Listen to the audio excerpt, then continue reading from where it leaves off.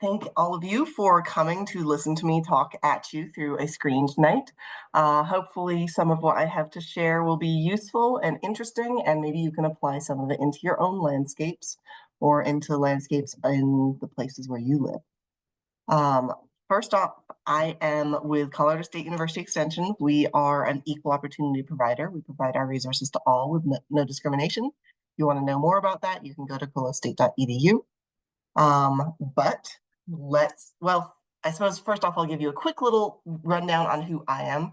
I am Cassey Anderson. I'm the horticulture specialist in Adams County, and I like to talk about all things plants, as one does when we study horticulture. But I also have a degree in history, so it was kind of fun to do a little bit of a dive into International Bee Day and figure out all about it and kind of learn about an event that I really wasn't very familiar with before I was asked to do this talk. So it was kind of a good opportunity. So International Bee Day, which is today, is a day that was created in 2018 and is celebrated on the birthday of Anton Jansa, who was a beekeeper from Slovenia. He was born in 1734, so just a few years ago, and he was a pioneer in study and the application of modern apiculture, which is the rearing of bees, particularly honeybees, for the purpose of providing honey for yourself. Oh, there were I have two different dates there. Sorry about that. But International Bee Day has kind of expanded out beyond to other pollinators as well, because bees are amazing. They are one of the most efficient pollinators, but there are so many other pollinators as well. So we're going to talk about bees and other pollinators today. So it might be worthwhile thinking, why is it important to focus on bees and on other pollinators? Over the entirety of our globe, it is known that insect and pollinator populations are in decline. And events such as the International Bee Day, which is today, we can help raise awareness and promote best practices to improve conditions, improve the life that we can offer to pollinators, such as this beautiful honeybee or this little wasp on my screen here. The honeybee is definitely an important one as well for us, for pollinating a lot of our food crops, but those other pollinators and those other bees are really a good part of the picture as well. And throughout this talk, hopefully you'll get to see some pictures of cute and some not so cute pollinators, all of whom play a really important role. So hopefully by the end of this talk, you'll be able to answer what you can do, but there are definitely things that you can do to help the bee and other pollinator populations. You can make sure that your landscape, if you have the privilege of having a landscape, has as diverse of a palette of plants and blooming plants in particular as possible. It's really good to aim to include as many natives as you can. There's not specifically a need to exclusively plant natives. A lot of flowering plants will benefit pollinators regardless of whether they are native or not, and that lets us expand our plant palette out a bit beyond natives. But natives are awesome, and there are some pollinators that rely on native species for parts or entirety of their life cycle. So there's a lot of importance in having natives. Also, avoiding using broadcast pesticides in your landscape. If you do absolutely need to apply a pesticide, make sure that you follow label directions or have somebody who is certified do the application and limit it as much as you possibly can. There are times and places when we have to use pesticides, but making sure that we're only doing it for target pests that we can't manage in another manner and that we do it as safely as possible is a really important thing. If possible, try and protect wild bee habitat. What that means is if you have open space areas that have native flowers or native flowering areas, or if you have garden spaces that could be converted back into native landscape, maybe you help support that in your community. In your own yard, you can provide water for your bees. That can be super simple. You can put a dish out with pebbles in it and make sure it stays filled. Maybe try and change the water out every day or two so you don't get mosquito growth in it, but that can help bees because they need a good water source. We're a little bit dry in Colorado. And then finally, try and raise awareness about bees and pollinators and habitats in your community. If you have a garden space that's visible to your community, put a sign up, say, hey, we're growing for our bees here. And maybe that can help spark a little bit of conversation with neighbors or with other people who see what you're doing and think that they might want to try and do a similar thing. All right, so what are we going to discuss today? We will talk about some bee and pollinator programs in Colorado and beyond that you might be able to join in on if it sounds interesting. And then I'm going to touch a little bit on landscape planning and landscape design with the big caveat that I'm not a landscape designer. So these are principles that I understand, but I don't always follow the best in my own landscape. I will give you a basic introduction to bees and bee families, and then a little introduction to pollinators. And we'll wrap up with a plant selection based on the time of year. The reason that I've organized it by time of year is because making sure that we have an uninterrupted season of bloom is a really important aspect of encouraging bees and pollinators in your landscape. If you have really good flowers in April and then you don't have any more flowers until July, those bees and pollinators are more likely to go elsewhere and not want to come back as easily to your landscape. So keeping something always in bloom is a really important aspect of planning your landscape. Okay. It might be useful to become familiar with your own backyard. What this means is we have over 1,000 native bee species in Colorado. It's easy to think about honeybees and worry about honeybees because they do have stressors on them, and I'll get to that later. But there are a bunch of so many native bees that you can find in your own backyard. One way that you can begin to familiarize yourself with that is the Native Bee Watch program, which is a citizen science program that was started in Arapahoe County with our horticulture specialists there. You can get specialized training in identifying bees, especially down to their family, and then help track where you're seeing bees in your own landscape. If you don't want to go that far, you can be your own little native bee watch. You can go out into your landscape or into a demonstration garden or other garden in your community. You can sit for half an hour and look at the flowers and see the different bees that get on to the flowers. Sometimes they're fairly large, the bumblebees. Sometimes they can be really, really tiny, and you might think they were just a little gnat or a fly, but if you look closer, you can see that they are actually bees. So bees have such great diversity, and we are fortunate in Colorado to have a lot of different species of them. Here's that Native Bee Watch dashboard. If you are interested in where the observations are taking place, you can go to the URL that I have on this page, or just do a Google search for Native Bee Watch, and you can get to this dashboard and you can see the observations from 2022 to 2024 and go in and see what types of critters we're seeing, like bee flies and cuckoo bees, tiny dark bees, green metallic bees, which are one of my favorites.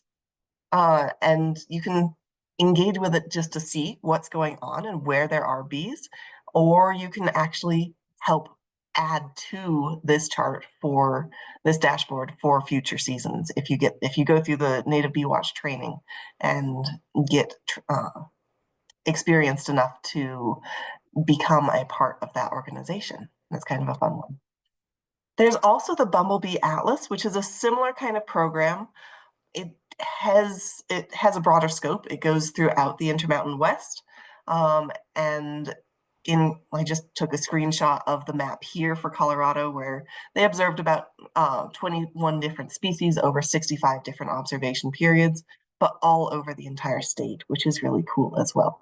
The main caveat for the Bumblebee Atlas is that they are specifically looking for bumblebees, the bombus family. And so it definitely is something, if that piques your interest, if you love seeing those little red-butted bumblebees out and about if you're in the mountains, maybe you join this group as well and log some data points. The more information that we have, the better we can help our bees and help our landscapes. So if that's something you have the time and interest for, it might be something that's interesting to join in on. Somebody did just ask if all bees make honey. A lot of bees do, but a lot of bees do not. Some bees will make like a bee bread kind of thing for their eggs, It really depends whether they are a colony forming bee variety of bee or if they are a solitary bee. The solitary bees tend to not really make them. Okay, so how do you go about doing all of this? You can join programs like that, but if you have a landscape, then you've got a great tool, the great ability to make change yourself. Maybe you've got a weedy, cracked clay landscape like this. Let's see if we can turn it into something more like this up here. And the wonderful thing about our landscapes is there is no need to do it all at once or all in one season. You can do bits and pieces. You can find one little section of your garden and transform it, and then do another section in a year or two when you have resources, time, and energy, or money, or you've collected together enough of a thought of how you want it to look.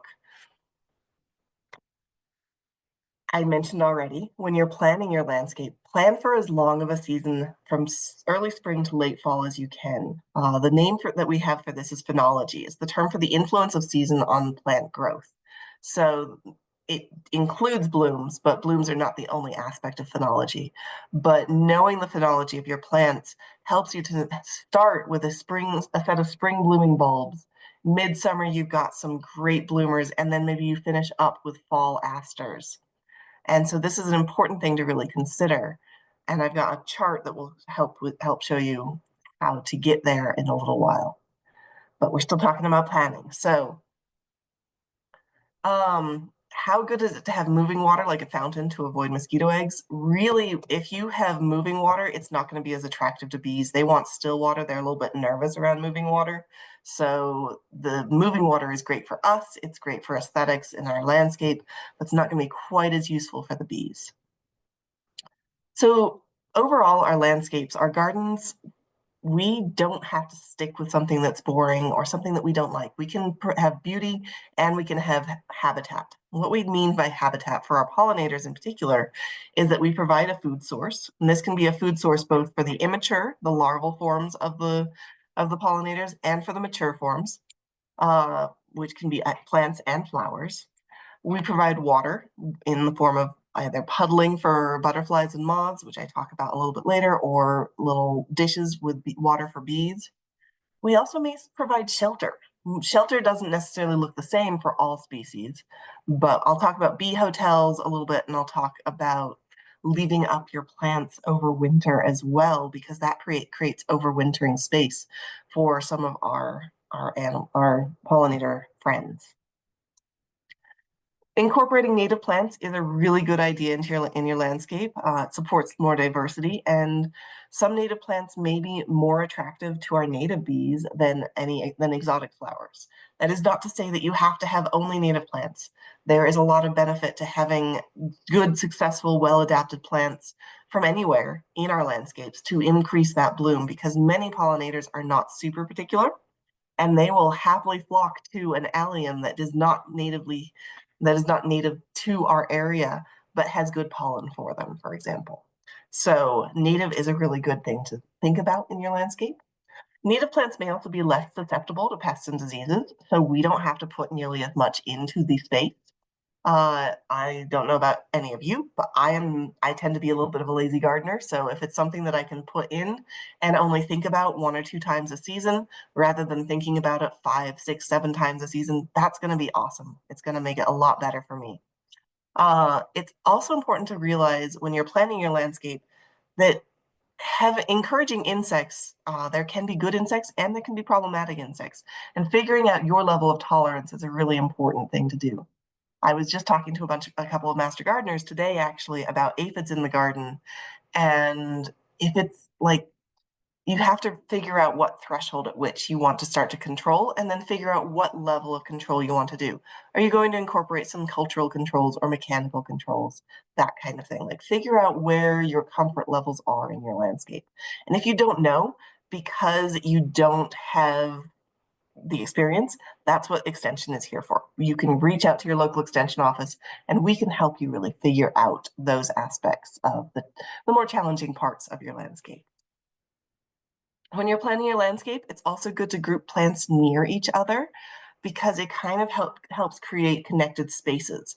So especially if you have like a front and backyard space and you happen to have a side yard that you could put a few flowering plants in, that can make a nice line for the pollinators to move from front yard to backyard. You also want to think about host plants for the larvae and food plants for the adults. We do have a really good fact sheet, Attracting Butterflies to the Garden, number 5.504, which gives a list of foods for both the caterpillar and adult stages of butterflies. So if attracting butterflies is a really big draw for you, that can be a good resource to seek out. I love this one. If you put out a bee hotel, but you don't have any food for them, you're going to struggle a little bit to get where to want to stick around in your landscape. So let's provide those foods for our pollinator friends. It's also good to take a look at your landscape and kind of identify areas where you've got sun, where you've got shade, if you've got a big space versus a small space, see where you can kind of find the best balances in your landscape. If you're brand new to your yard, maybe watch it for a season before you make any big decisions, because the intensity of sun in some parts of your yard may shift substantially as the sun moves over the course of the season. And it's important to remember, if you have a very mature yard with a lot of shade trees, a lot of our low water and native plants might not do nearly as well in a shady environment. If you think about where they evolved naturally, they evolved where there's a lot of sun. They may survive in a slightly shadier environment, but they might not bloom as well. They might not be quite as aesthetically pleasing. So if you have a very shady landscape, there are some options, but it does limit your palette a little bit more. Also, when you're designing, thinking about how you're going to put things in, make sure to have variety, make things diverse, group plants that are similar in appearance together potentially. Also provide things like snags or dead wood. This can be especially important for our solitary bees that like to nest in cavities, or they like to nest in holes. You can make those bee hotels like I had that picture of. And for our native bees in particular, having sunny and undisturbed ground that has nothing on it can be very beneficial, because some of these solitary bees they actually create nests in the ground, and that is where they complete their life cycle.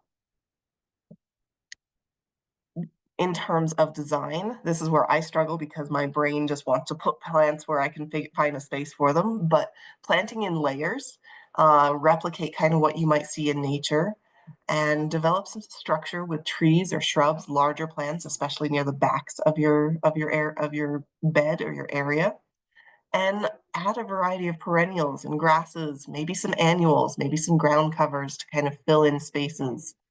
And then for aesthetic purposes, plant in odd numbers. Odd numbers are a little bit more visually pleasing to our eyes. Okay. I see a lot of people giving suggestions for plants. We are going to get to the plants in a little while. I will get to that part, but for now we're just talking about we're doing the background, and then we'll talk about our pollinators, and then we'll get to plants. Gotta make you wait for the list of what I like to grow. So this is where I talked about that shallow dish for our pollinators. Um, this is kind of a good little example. If you give them various levels of rocks, they can kind of perch on the rock and reach into the water and get water fairly easily. Or areas of damp soil where butterflies and moths can do what's called puddling. That way they can get some water into their system. Some adult forms of moths and butterflies don't really ingest much at all as adults. They might do a little bit of nectar from a flower or a little bit of water, but they're not eating in the same ways. I see somebody asked what do you mean by planting in layers? Let me just pop back here. So you see how there's kind of a row here of low hanging plants. There's a row back here of taller plants. So you're kind of creating different layers, different heights, or different textures where in your landscape plan. That's kind of what planting in layers means. Okay. Quick little note while we're talking about planning the landscape. Landscape fabric is something that is relatively common in our landscapes as we start to plan it, but increasingly it is just not. We do not like to recommend using it in most situations. because overall soil underneath landscape fabric can get compacted. The landscape fabric itself, especially if you have a clay soil, can get clogged and not allow air to move very well between the fabric and into the soil, which causes stress for the plants. And then over time, weeds are going to start growing over it and through it anyway, and it's going to become a big hassle to remove.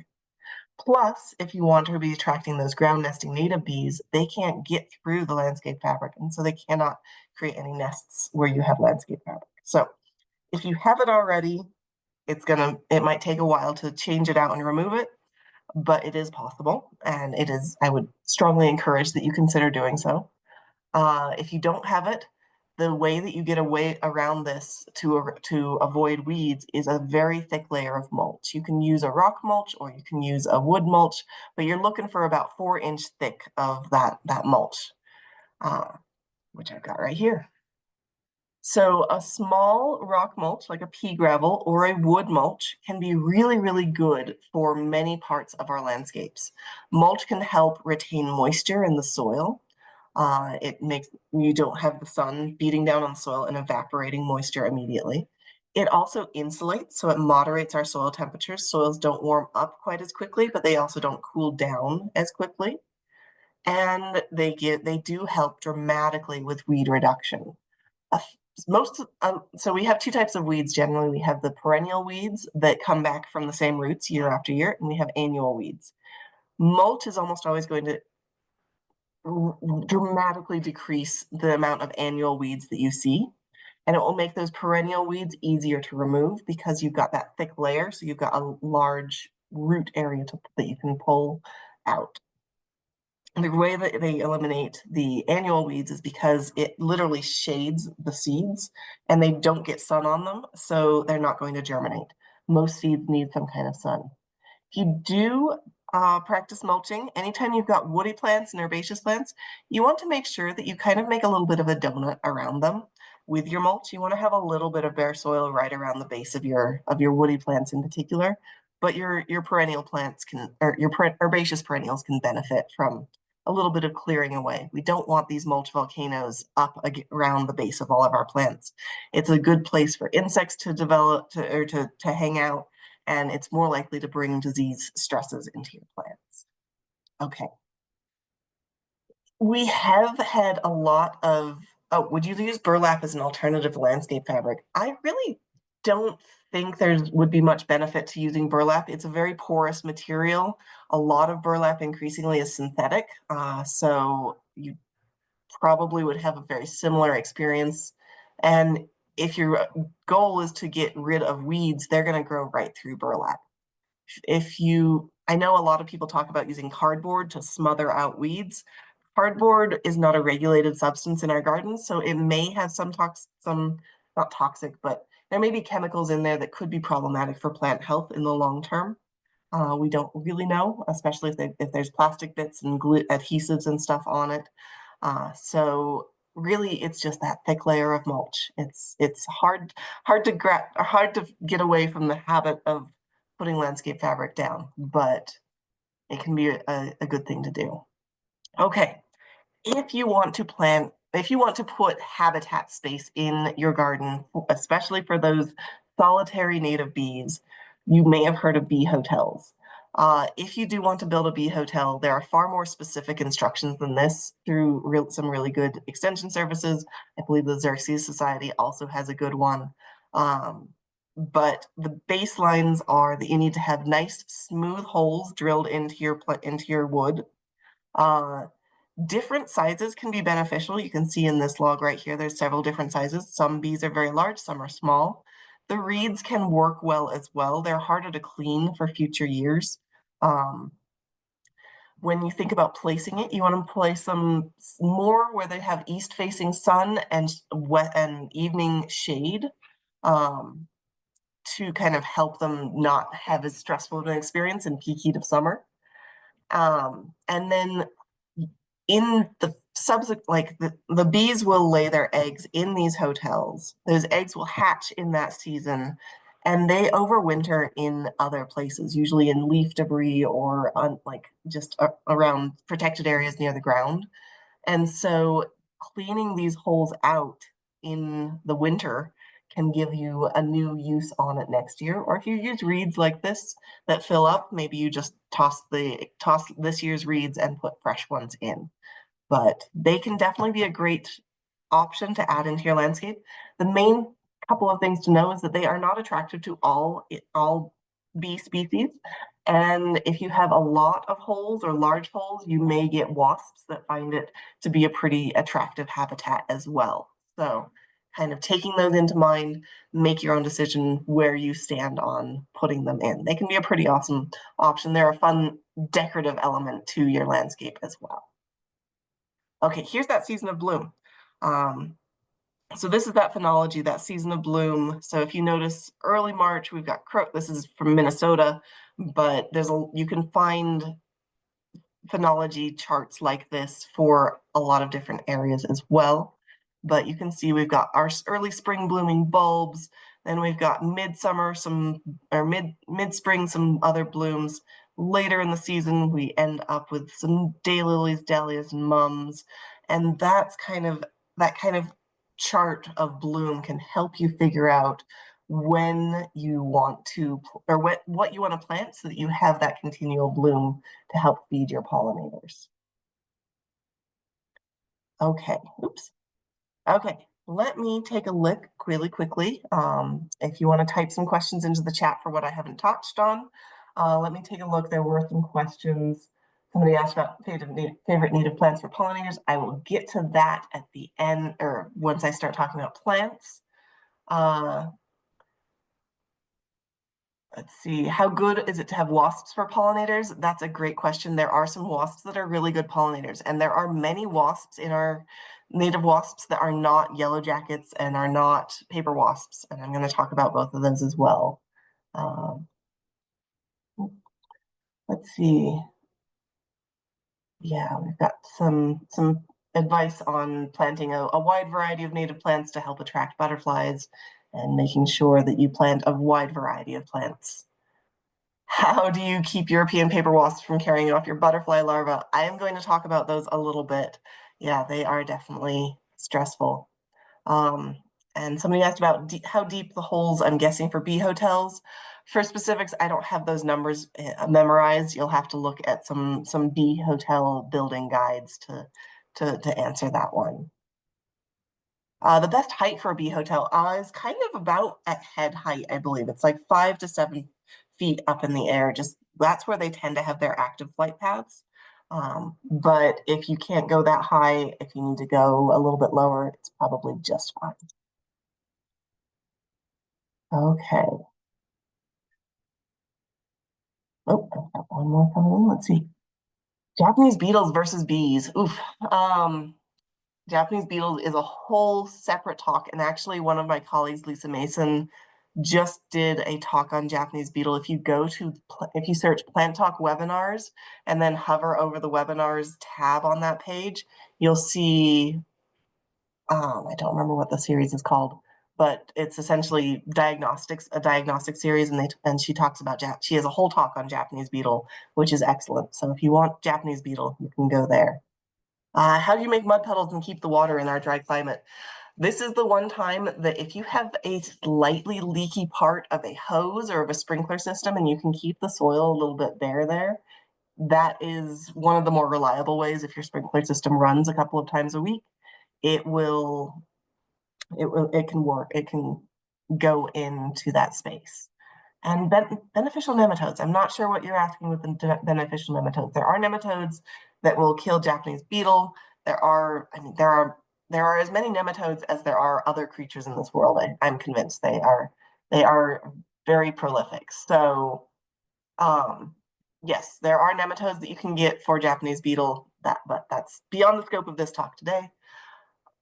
So if you want more about Japanese beetle, like I said, go to Plant Talk webinars and you can find a really good one there. Okay. All right, so hopefully you've looked at some of those little factoids, and I'm going to move on because I've already been talking somehow for half an hour, and I've still got a good number of slides to get through. Okay, let's talk about our bees. We estimate that there's about 20,000 species of bees across the entire world, 4,000 of those in the United States. Most of the natives in the drier areas west of the Rockies in California, there's about 2,000. And we have over 1,000 species in Colorado. Bees can be extremely diverse in their color, their size, their habits.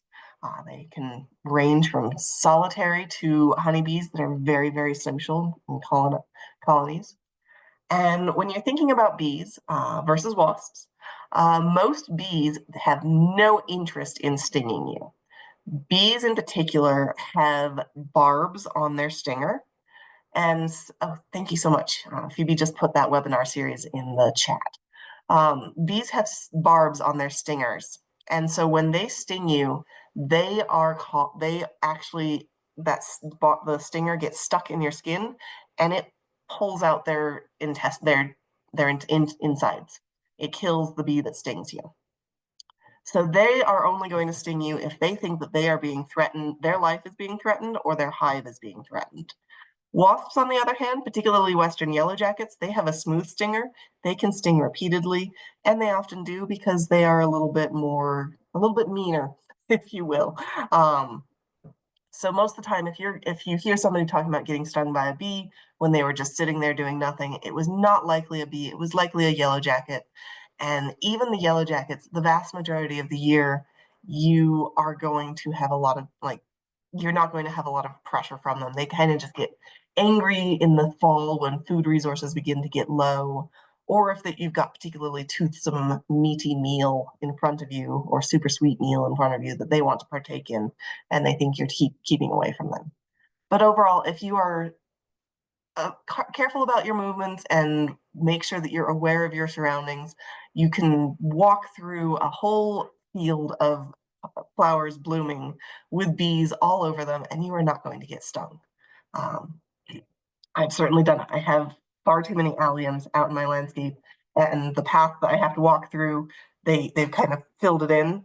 And I have walked through bumping flowers that definitely have bees on them, and they just hop off the flower that you just bumped and move on to the next one. They are so interested in getting that pollen that they don't have much interest in coming and attacking you.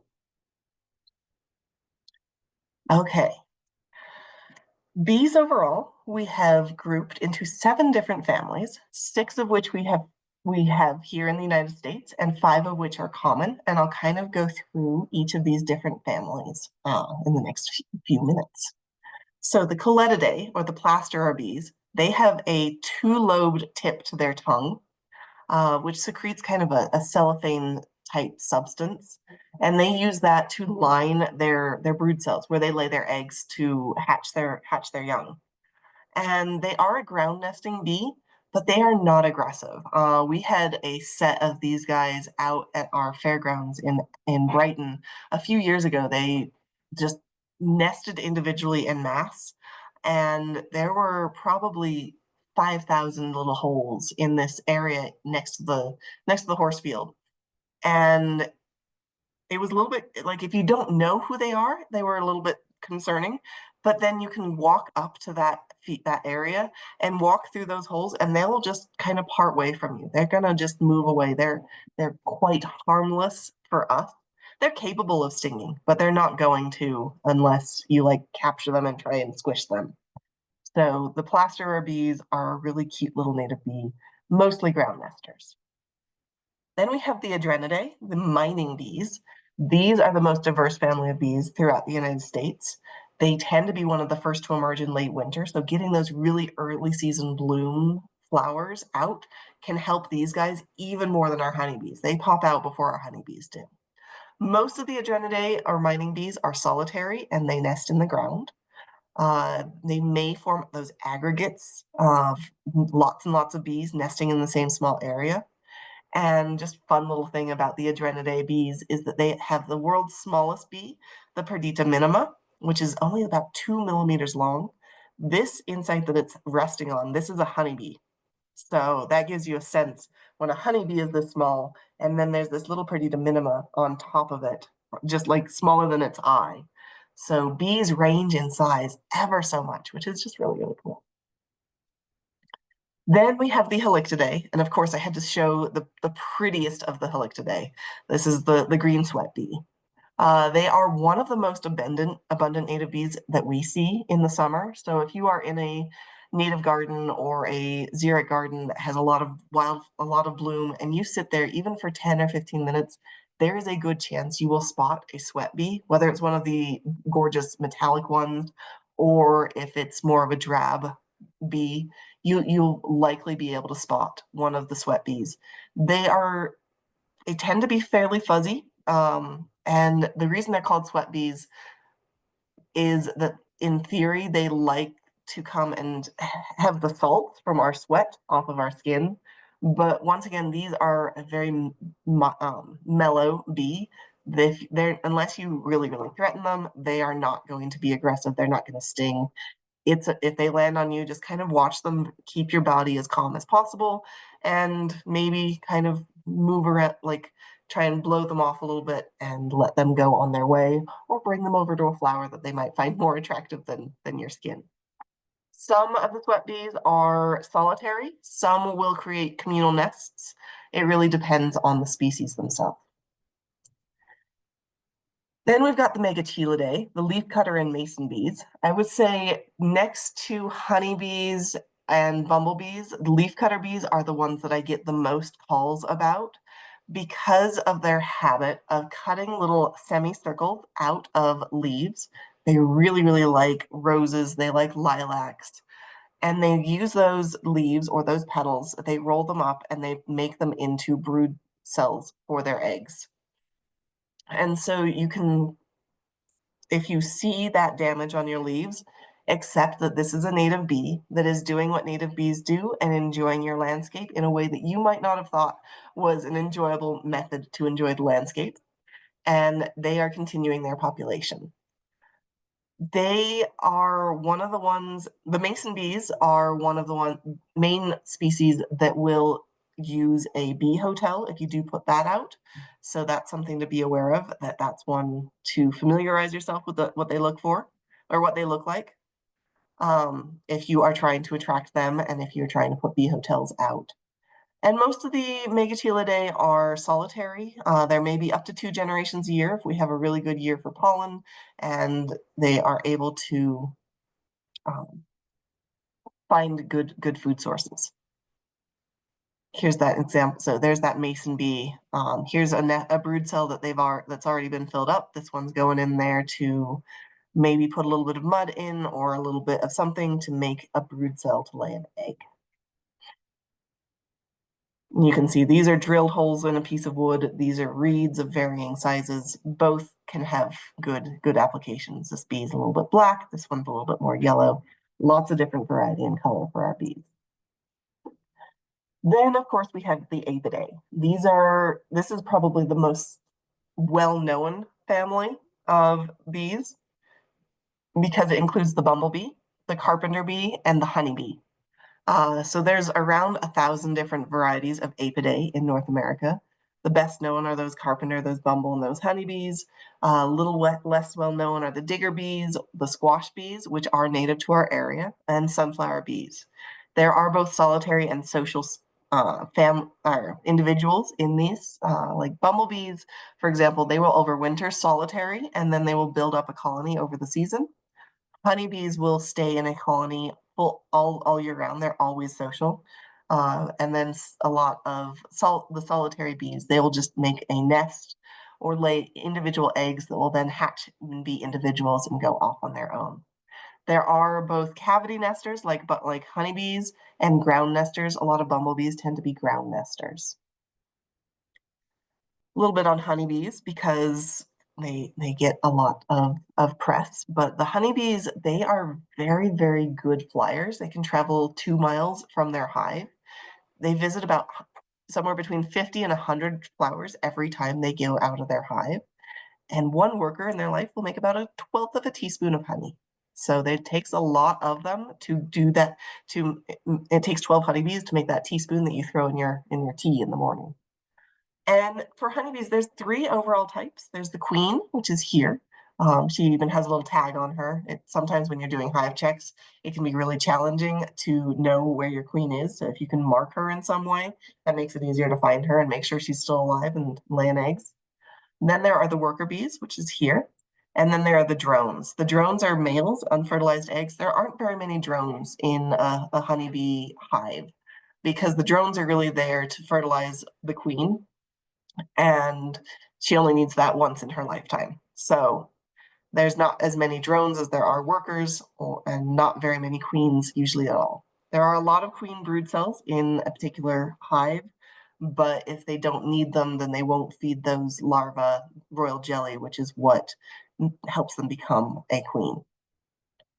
If a hive gets too big, though, they might feed one up, and then that queen will split the hive. If you've ever seen a swarm of bees on like a branch or on a car window, that is a hive that has outgrown its space, and a queen has taken to the air, and all of her workers follow her to find a new space to live.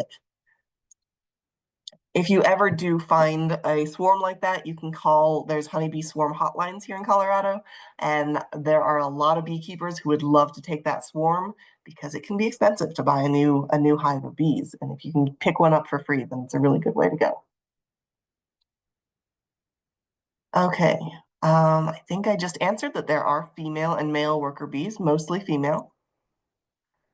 Okay, so bee decline might be something you've seen a lot in the news. And in knowing where you can focus your attention can be really valuable. And honeybees get a wide variety, a large majority of the press. And there are a lot of things that are causing problems for honeybees.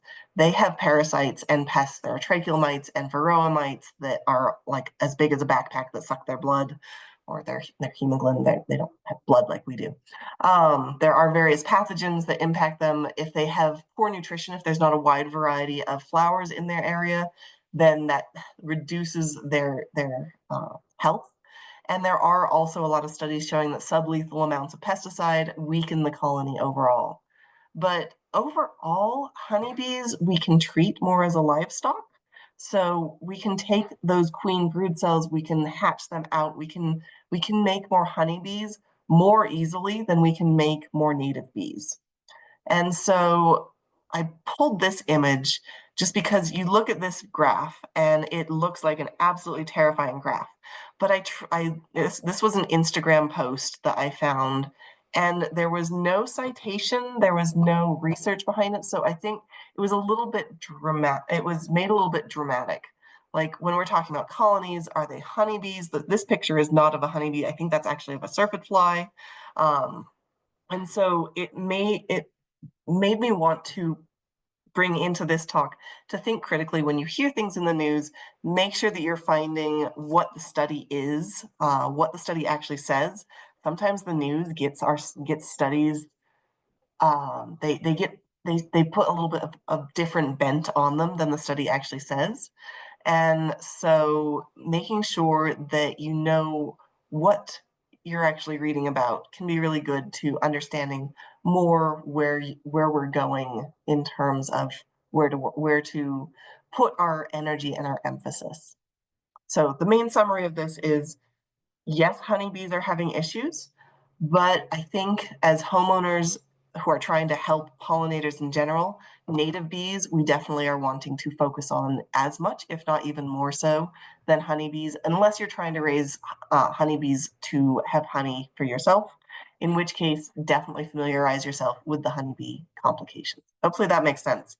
I was trying to figure out how to phrase all of that to showcase that it's a very complicated issue. Okay, let's talk a little bit about the other pollinators as well. We've got moths and butterflies, over 280 species of butterflies in Colorado, and we might have as many as 3,000 species of native moths. You can usually distinguish them by their antennae, but they're biologically very, very closely related. So they have a lot of the same habits, they have a lot of the same things that they like, but moths overall have these very fluffy antennae. Butterflies have kind of a curled, narrow antennae. Moths tend to be a little bit fuzzier, thicker bodied, whereas butterflies are slimmer bodied and not quite as fuzzy. There are some butterflies you might see around. You might see the two-tailed swallowtail. In urban areas, you'll find them on ash trees or on chokecherries. And the adults are they visit many different flowers. They like a wide variety of flowers. Monarchs, you might see in our area some. They do tend to migrate from the Great Lakes down to their winter grounds in Mexico, as well as from Mexico up the coast, the western coast. So we tend to be a little bit in the middle of the migration pathway. We don't get the majority of the pollinator of the migration, but sometimes we'll get a straggler or two. And so it's definitely perfectly, it's awesome when you can catch a monarch, particularly if you can find a monarch caterpillar. Monarch caterpillar larva only eat the leaves of milkweed or Asclepias. There are a lot of different varieties of Asclepias. Right here I have showy milkweed, and they eat the leaves. These leaves or milkweed have a latexy sap that is kind of an irritant for a lot of animals, and so it makes the caterpillars and the adults toxic to predators that might want to eat them. The adults, however, are not so host specific. They will visit a variety of different flowers for their nectar. So if you want to attract monarchs for the larva, you definitely need to have some Asclepias varieties, but for the adults, you can have a wide variety of flowers. Okay, then we've got this blanket flower moth, the Shinia masoni. These are native, these are a very narrow native area. They are only found in Jefferson, Boulder, Gilpin, Summit, Larimer counties here in Colorado, and in a few parts of Wyoming. So this is one I have yet to find one in the wild. I look every time I'm in an open space, but I definitely have blanket flower in my yard in the hopes that someday I will attract a few of these into my space. But the adults and the caterpillars, they exclusively feed on the Gaillardia aristata, the native blanket flower. So if you want one native to plant, this is a really good one to pick. Then, of course, we have our Polyphemus moth. These are awesome because they're huge. They have a 4 to 6 inch wingspan. The adults don't really feed, so not quite as much of a pollinator, but it's a cool one, so I had to throw it in. The caterpillars feed on a bunch of deciduous trees, and it's kind of cool how they feed. They'll feed on the leaf, and then they cut the petiole, that little stem that holds the leaf onto the branch, and that lets the leaf fall to the ground so that it doesn't show signs that they've been eating. Okay, attracting butterflies to your landscape can be a little bit different than attracting bees. If you live in a windy area, which honestly, this is Colorado, where is it not windy? But if you have open wind, it can really reduce how many butterflies want to come to your space. So having a windbreak that blocks that wind and kind of sends it up over a landscape, you might be able to get away with having some really good pollinator plants to attract butterflies in that somewhat reduced wind space right there. And those mud puddles for gathering and making sure you attract those different species for both adults and for the immature. Beetles are another pollinator species. They are accidental pollinators. They don't do it, they don't intentionally go from plant to plant to pollinate. And sometimes they may cause almost as much damage as they do benefit, but a lot of them do pollinate. In Colorado, we may see soldier beetles and scarabs and longhorn beetles. Sap beetles and checkered beetles are all varieties of beetles that will pollinate. They like large, strongly scented flowers, and they might not like fit from species, or they might not go from the same species to the same species. They might travel around different plant species. They may not do as good a job of pollinating as some. I see somebody ask, do weevils count in this category? Yes, weevils can be one of these pollinators for sure. All right, then of course we have our non-insect pollinators. Hummingbirds can be a really good pollinator, especially for those tube-shaped long, slender flowers. They use that skinny beak to go in there. and they pollinate a lot of flowers in the Western Hemisphere, a lot of flowers here in Colorado. I heard my first hummingbird this weekend, so they are coming up. They are seasonal. They will go south for the winter and they come back here for the summertime. So if you want to attract more hummingbirds, long skinny blooms, that's the name of the game. Pinks and reds are a lot more attractive than the paler colors or the blues and purples. So that's kind of what to aim for when you want to attract those hummingbirds. I see someone asked, do box elder beetles pollinate? As far as I know, box elder bugs do not. They are actually a true bug. They're not a beetle, but they do not pollinate. I think I don't really know what box elder bugs do besides gather in places where humans don't want them. But pollination is not one of the things that they do. All right, then of course there are flies. Not your typical housefly here down below, but flies do pollinate. The syrphid fly, which is pictured up here, are often mimics, especially of either a wasp or a bee. And sometimes it's easy to mistake them for each other. A lot of flies like small flowers found in shady areas. So it can kind of be, if you're looking to attract a wider variety of pollinators, flies are definitely one to consider. Here's a whole slew of all sorts of different flies that are bee and wasp mimics. Some of them are even a little bit fuzzy. But the main ways to distinguish a fly from a bee is that flies have one pair of wings, whereas bees have two pairs. So a total of four. Bees have a total of four wings. Wasps as well. Flies have these short little stubby antennae. They have a spongy sucking mouth part instead of a chewing mouth part, and their eyes meet almost at the very top of their head. So if you see something that looks kind of like a bee, but it's kind of not quite right, look a little closer, see if you can see only two wings, if you see those tiny antennae, or those eyes that meet at the top of their head. And then, of course, there's those wasps. Wasps can be good. These are both some native wasps that can be found on our flowering plants throughout the season. You can tell it's a wasp because it has four wings. It has longer antennae. You can see those antennae that kind of droop down a little bit. They have a chewing mouth part, much like a bee. They are smooth, usually fairly hairless. That's going to be a good way to distinguish them from a bee. And they have that wasp waist, which isn't great in these pictures, but a very, very skinny part between their thorax, their upper body, and their abdomen. They don't have any specific pollen carrying hairs, so they might not be quite as efficient as a bee is at pollinating, but there are a lot of really cool wasps out there.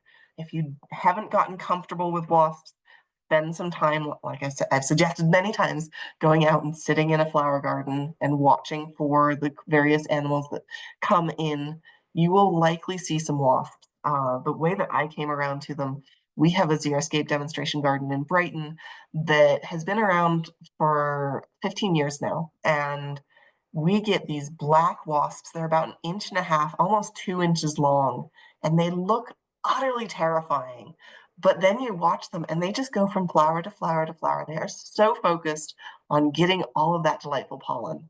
And they're really quite beautiful. They're like shiny and kind of iridescent.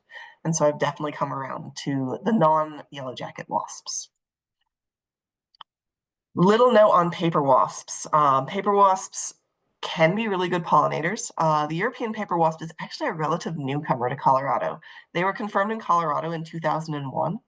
And I did see somebody ask about how to prevent them taking caterpillars away because they do like to eat caterpillars. They are meat eaters. And it can be beneficial if you're trying to reduce the number of cabbage loopers in your vegetable garden, but bad in your butterfly garden. Unfortunately, we don't have a lot of good recourse against the European paper wasp, but if you can, the more flowers you can plant to host and provide habitat for more butterflies, maybe we can kind of outpace the rate at which they eat the caterpillar larva. It's not the best answer, but it's the best one that we've got at the moment. The wasp traps that you can buy, those yellow wasp traps that you put out for yellow jackets, unfortunately, the attractant that attracts the yellow jackets doesn't attract the paper wasps. So it's a little bit more of a limited option.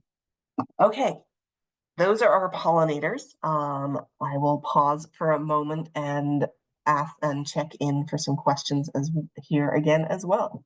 Oh, somebody said they have hummingbirds on their penstemons. Ah, awesome. That's super exciting.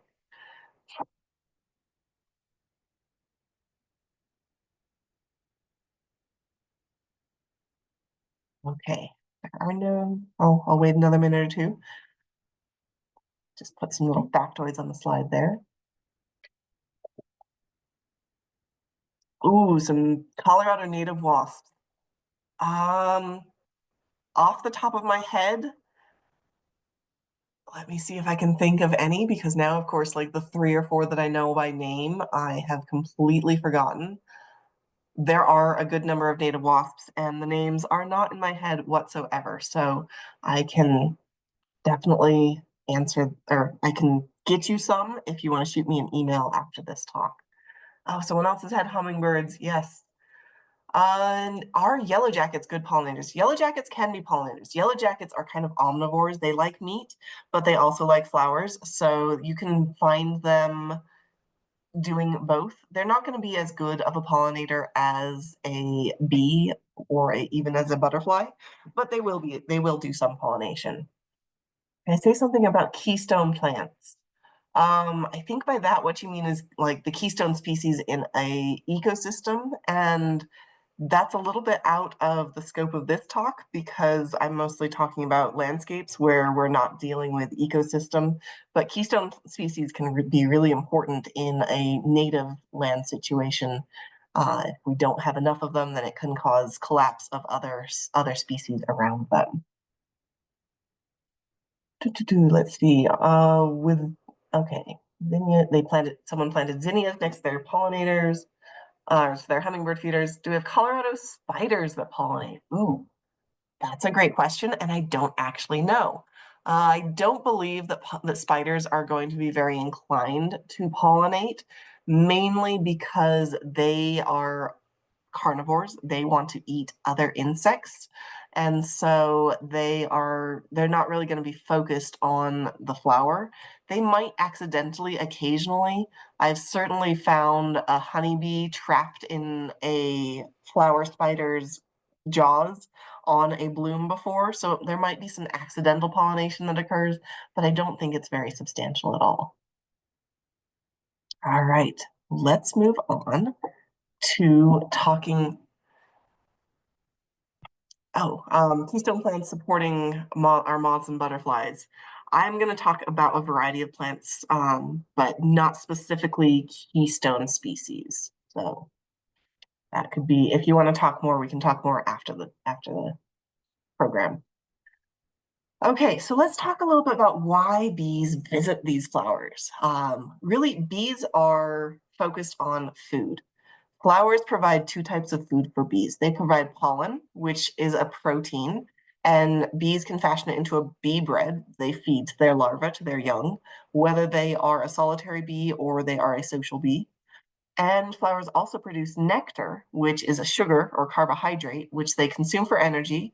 And the bees that do make honey, like a honeybee, will then take that nectar, they'll ingest it, and then they'll bring it back up again, and it will eventually age down into honey. Pollination is a convenient byproduct. Plants have learned how to hijack the food-seeking nature of the bee to their benefit. So the pollen that's on this honeybee's little bee baskets, look how abundant it is.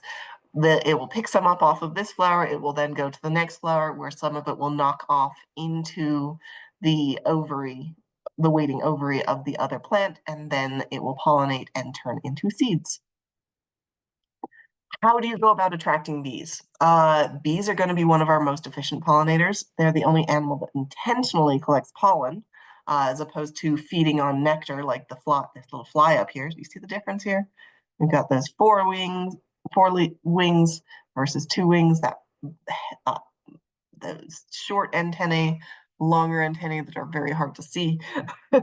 um, but when you're trying to attract bees, you want to find nice big open flowers. If you have any flowers that have been bred to be sterile or very complex blooms like this dahlia, Oops. Normally I have, okay, normally I click on it and there's a little X over it. I must have deleted that by accident. As much as it pains me to say, because I love dahlias and they're beautiful, this is not going to be a good attractive flower for any of our pollinators because it's hard for them to get in to the pollen or nectar. It's just not accessible for them to get there. You can find flowers that are white, yellow, or blue. Those purple and violet colors are very attractive. The fragrances that we like, floral and herbal fragrances, are going to be more attractive to bees.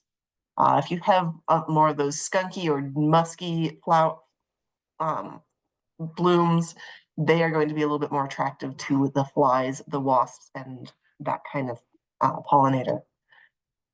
If you have that more open shape, shallow or tubular, both can be perfectly fine for bees, or clusters of small flowers together like this yarrow can all be good options. And for bees, they should be open during the daytime so that it's easy for the bees to see them and to get to them. Oh, there's a good example. Those longer antennae right here. So very short antennae on the fly right here, longer antennae here. And overall, if you plant it, they will eventually come. If you have blooms in your yard, you might not see bees your first season very much.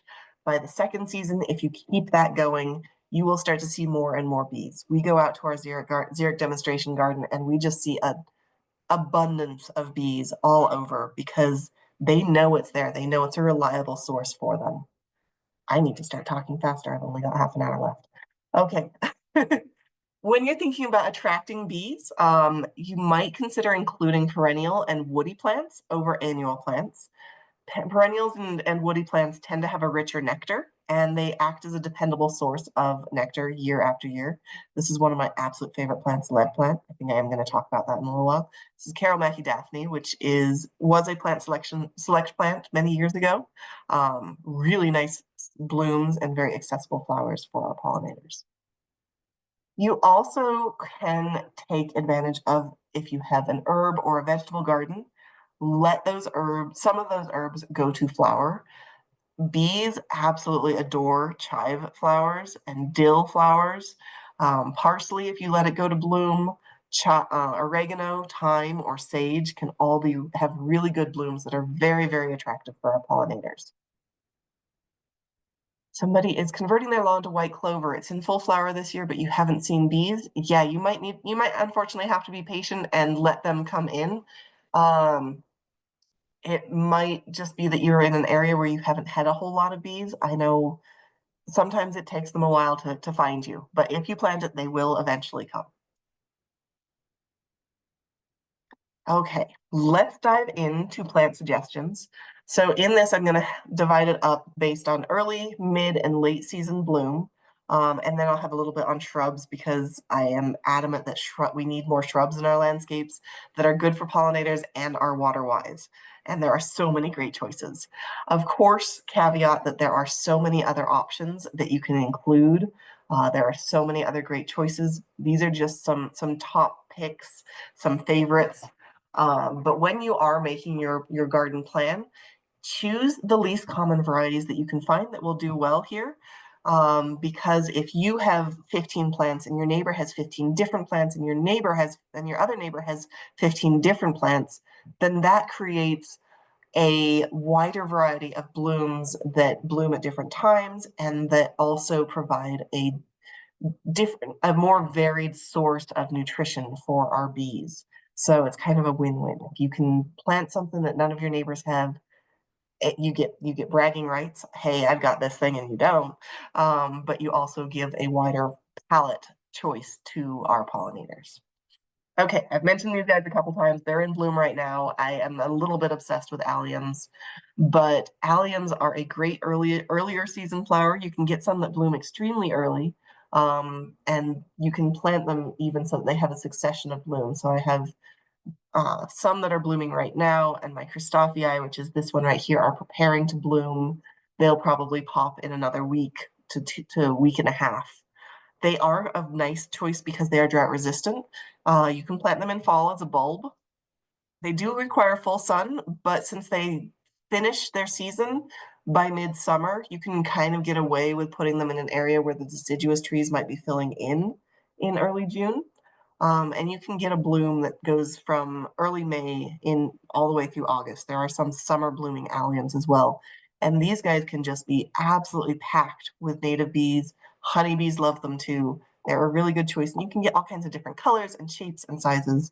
I think there could be more alliums in our landscapes.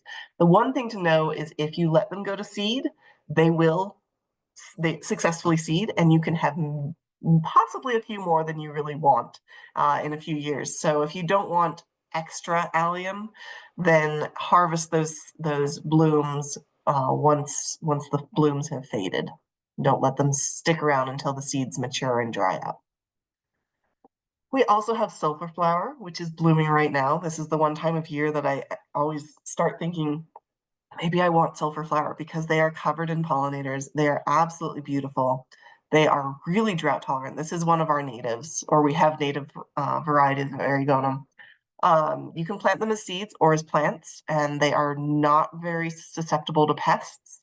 The main thing is they become a fairly nondescript little mounded plant after their bloom, and sometimes it's a little easy to forget about them for the rest of the year because their bloom is a fairly short part of the season. We also have wallflowers. There are many different color options. This orange right here is the native variety that we have. You'll see it if you go up into the foothills and the mountains here in the Front Range. They do need a full sun, and they do need a soil that drains quite well. If you have a wet landscape, these might not survive very, very well. Additionally, if you have a really rich soil, if you've been amending it with organic material, this isn't going to tolerate it all that well. We also have prairie smoke, or GM triflorum. This is one of my absolute favorites. I'm a sucker for any flower, any blooms that turn into these fluffy little truffula seed heads at the end of their life cycle. They do tolerate some shade. They do like sun. They don't like a very wet soil, and they're good for planting in mass. They can make just this large mat. They're very, very small. They're only maybe 6 to 8 inches tall, so they're not very big in the landscape itself. We've also got pasque flower, once again, those little tufty seed heads. But they're just kind of, we have native varieties of pasque flower, but they are found across the northern hemisphere. So there are different colors. You can get whites and reds and purples and blues. But these can bloom sometimes as early as February if we have the right conditions for it. So they are a really good choice for early season bloom for our pollinators. The main thing to know with pasque flower is to transplant them when they're very small, or to plant them as seed, because they have a big, deep taproot, which is one reason they can survive as natives here in the Front Range foothills, particularly. But they can do very, very well here. I had a beautiful one, and unfortunately, either voles or bunnies decided to use it as their overwintering ground this year, and they chewed it all up, and I need to get a new one now. But the pasque flower is an absolutely beautiful option. There are also some of our common weeds that can be beneficial for our pollinators. Dandelion gets a lot of press because it's a very easy one to grow. It has that very strong taproot. You can eat the leaves. You can make adult beverages from the flowers, or other like drinks from the flowers. So it's kind of a multi-purpose if you want to keep it as in your landscape. It's totally up to you. If you don't like the dandelions, that's totally fine too, but be aware that they can be a good early pollen source for our pollinators. There are some other ones. Henbit gets a lot of attention from our pollinators. This isn't one that I would suggest leaving or keeping in your space, but I see pollinators on it in open space or in disturbed areas in particular. But it can be a really good source of pollen for some of our early pollinators. Clover also, depending on your perspective, we just talked about it as a replacement of or in addition to a lawn. Clover is not going to be a significant, it's not going to be significantly water-wise necessarily, but it definitely does a lot of benefits for lawn. It fixes nitrogen, and so it can bring nutrients back into your soil and bring in those pollinators. Historically, clover and turf grass were planted together because of that nitrogen fixation. And it can be a really good attractant for pollinators. The main thing is if you do include this in your lawn, make sure that you have a careful step if you walk out in your landscape barefoot, because you may have a little bumblebee hanging out, sucking on that nectar. And if you step on it, it will sting you. It's a self-defense strategy. Another one, but depending on your perspective, whether it's a weed or whether it's beneficial, the Johnny Jump Ups or violas, these are an annual that reseed really readily. They can get a little bit out of hand if you water a lot, but they can be a nice little pollen source as well. Okay, let's move into those mid-season flowers. I still have far too many slides. Pearly Everlasting, flowering perennial, has kind of hairs on it that make them a bluish color if you are going for a different color scape. This is one I don't see in a lot of landscapes. I think we could have a few more of them. Asclepias, I mentioned already, those milkweeds. There are a lot of different color types, a lot of different varieties of them. There are both the ornamental types, the showy milkweed. Sometimes people see it a little bit more weedy. If you are planting milkweed, make sure that you take care when you're working with it. For some people, the sap can be very, very aggravating, and it has latex in it, so it could be an allergen as well. Bellflower or campanula, this is an herbaceous perennial, can tolerate a little bit of shade. So if you have a shady space, you're trying to find a plant for it, this could be a good option. It's also very tolerant of growing in a lot of different areas, so it can grow at higher elevations. And it blooms over a longer period because it blooms open up over a course of a number of weeks. Blanket flower, we've already touched on a little bit, the Gaillardia aristata. It is, one thing to know about Gaillardia is that it is a shorter lived perennial. So you plant it, and maybe in 5 years, you suddenly realize you don't have it where you planted it anymore. That was its lifespan. Let it go to seed, let those seeds fall. If you have a mulched garden that doesn't have any landscape fabric under it, those seeds will likely germinate in future years. Learn what it looks like as it germinates, and then you can kind of encourage it to grow, to grow and spread in your landscape. Monarda or bee balm is another really good choice. It's a member of the mint family, so it is easily spread. And once it's established, it can be very, very tough. It can take a little bit more water to get it established, and that's going to be true of most of our perennials. Really, they have a wide variety of different colors. And from this little picture here, you can see hummingbirds like them just as well as butterflies and bees.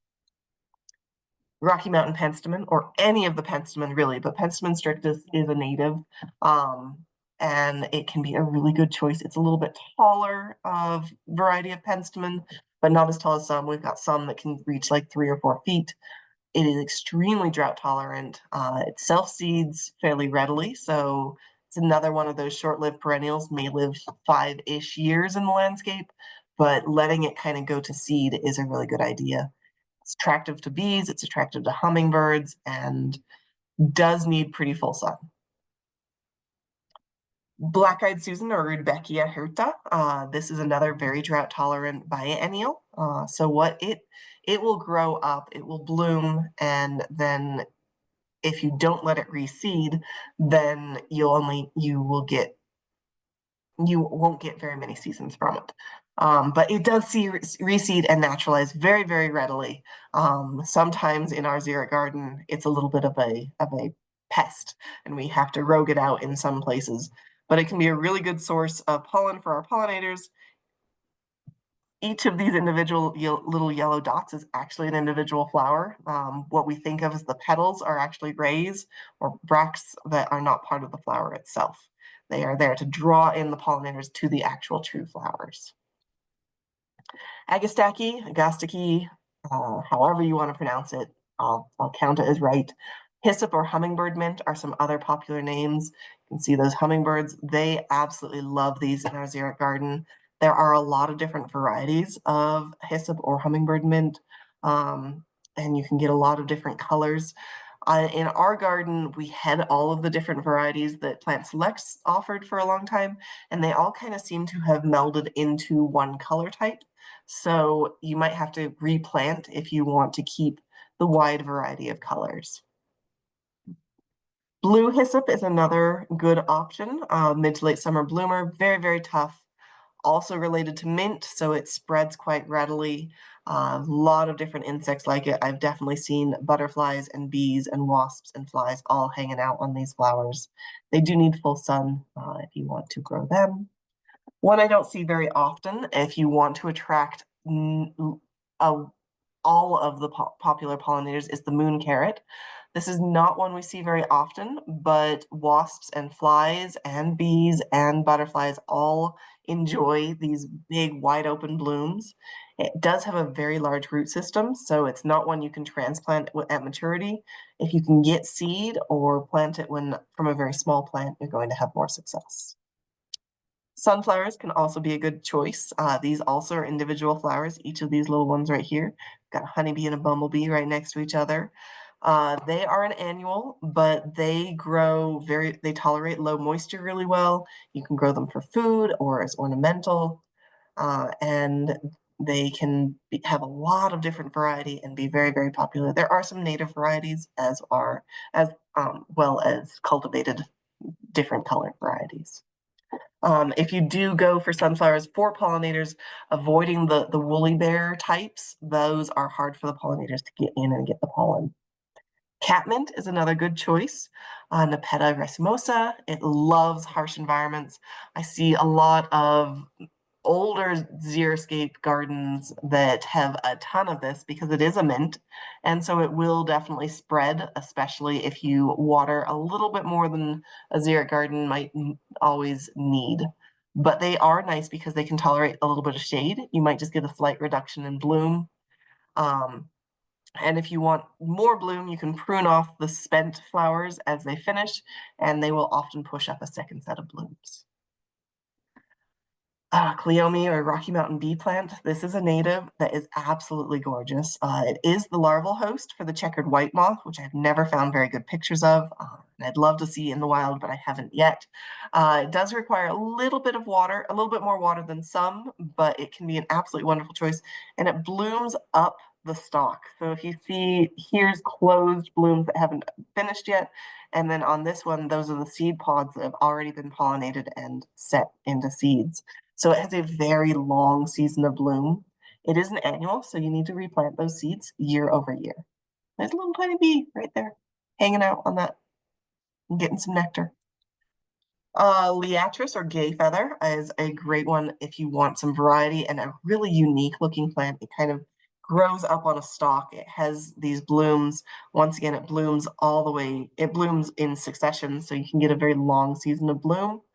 They are perennial, but they may be a little bit, squirrels sometimes like to chew on the roots. So that might be something to be aware of if you have a high squirrel population. And then late in the season as well, we've got tansy aster. Very, very drought tolerant ones established. We've got some asters that are native here in Colorado as well. Popular for our leafcutter bees, popular for our honeybees. There are a lot of similar varieties. That's one thing I've never quite perfected is identifying the differences between all of the different asters, but asters are a great choice for your later season garden. Goldenrod is also a good choice for those later seasons. Oftentimes it will see out the season. It will still be blooming when we get to our last frost. If you like a very tidy garden, might not be the best choice for you. It tends to have kind of a ranging, a little bit of a spreading growth habit, but it can be a very good option for our pollinators. Prairie clover is also an excellent one. Another one that has a long period of bloom is a theme here, if I'm sure you're noticing. The more length of time you can have a bloom, the more pollinators are going to find it and benefit from it. And it also blooms up the stalk like this. Coneflower or echinacea, mid to late season, but finishes out the season for us as well. A perennial that can tolerate some shade. It actually grows in dappled shade in our mountains as a native, but there are a lot of cultivars that are different colors. There are some that they've hijacked the growth habits and it has rays that grow throughout all of the individual flowers. Those are a little bit harder for pollinators to get into. So if you're going for pollinators, go for the more open ones like you see here. All right, some shrubs as well. Lead plant is a nitrogen fixer, really good for our native bees, our solitary bees, tolerates our alkaline and our salty soils really, really well once it's established. It does need full sun, and it can take a little while to fully establish. It can be a little bit finicky on transplanting as well. Rabbit brush is also a great choice. This is one of our native shrubs. Very, very drought tolerant. Once it's established, you will not need to give it any supplemental moisture. And it provides habitat as well as those flowers for our pollinators, those late season flowers. Chokecherry is going to be a really good one. Spring bloomer. It's already finished up its bloom. And then a good food source for our pollinator, or a good habitat source for our pollinators overwintering as well. Golden currant, lovely little native shrub, can get about 4 to 5 feet tall, has wonderful little blooms in the spring, and then provides for some of our other wildlife in the end of the season. The currants can be somewhat bland to our taste, so they're not always the best choice for us. The woods rose, another really, really good one, native shrub rose, has simple flowers, so it's very easy for pollinators to get in there, unlike some of the hybrid tea roses, which are beautiful, but may not be as easy for pollinator access. Do know if you plant this, it is a very thorny one. It defends itself well. Boulder raspberry. I saw this at a nursery this weekend, and that was exciting that they were selling Boulder raspberry. It has these beautiful, large white flowers. They look rather like a rose. They tolerate shade quite well. They do have a fruit, but it's not going to be super tasty for us most of the time. It has a lot of seeds, can be fairly bland. Apache plume, another one of these beautiful combination shrubs because it blooms and has seed and holds seed heads at the same time, and it will bloom throughout the season. And I think that it has just gotten a new name, and I've forgotten what it is now. I was going to put that in here. I'll have to look that up. It does like full sun, very, very hardy, or drought tolerant, very hardy. I've seen it native in some areas in our foothills. The flowers attract our pollinators, the seeds attract our birds. It does have a little bit more of a messy habit. If you don't like a rambling bush, then you might need to stay on top of this one a little bit more. Then we have our fern bush. This is a large shrub. It can get 7 or 8 feet tall, loves full sun, and it's going to bloom most of the season. It says July through August, but even into September, you'll still get blooms on here. They're somewhat fragrant. This is the one that I really have seen a lot of native wasps on, as well as bees and flies. And the leaves kind of stick on it a little bit too. So kind of an awesome one. If you have a sheltered space, you can try Chelopsis linearis, which is the desert willow. This is almost a tree, gets 15 to 40 feet tall, not likely to be 40 feet tall here. We have 2 in our demo garden. They do tend to die down to the ground at least every other year, so hence the sheltered area. But it does tolerate low water really well. It's actually more closely related to Catalpa, but I have seen some bumblebees that just get right up in those blooms and they just absolutely love it. Okay, I have blasted through, so I have a minute or two for questions at the end. In your vegetable garden, you can encourage pollinators as well. Let some of your plants go to seed if they got a little bit past where you want to harvest them. Leave them there, let them go to flower. And the pollinators will love it. Broccolis and lettuces, they will absolutely devour. The little bees here, those are a native squash bee that are in the same family as the honeybees and the bumblebees. And in your vegetable garden, if you have a variety of pollinator-friendly plants, that can benefit your veggie garden. It can help attract other beneficial insects that reduce your pests and help break up the buffet that you're creating for other insect pests. Okay, I made it.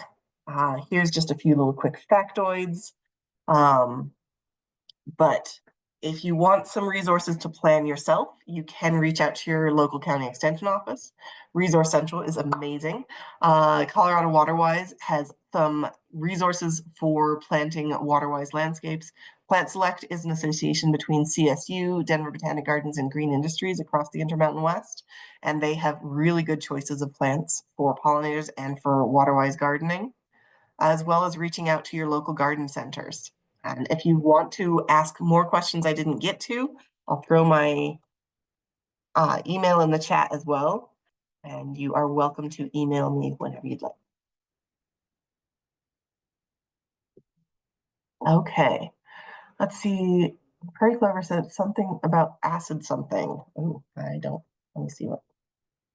Zoom back to the Prairie Clover. The seeds. If you are harvesting seeds from a place where you are allowed to harvest seeds from, then you need to do some kind of physical scarification, which means you need to either put them in an acid or maybe rub them between sandpaper or nick the seed coat for them to germinate successfully. And they are a legume, so they fix nitrogen. They bring nitrogen back into your soils.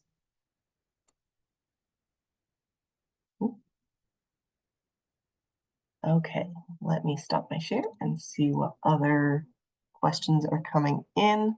We let our sunflower winter over as the bees and birds love having them after the autumn season is over. Yes. One thing I didn't really touch on here as much as I possibly could have is leaving your landscape up over winter is really important for a lot of our pollinators and our wildlife that we want to keep around, because that's where they overwinter. If you clear everything to the ground in the fall, then they don't have a space to overwinter nearly as well. Is Mexican sunflower a good pollinator plant? Most of the Asteraceae sunflowers are going to be really, really good. Yes.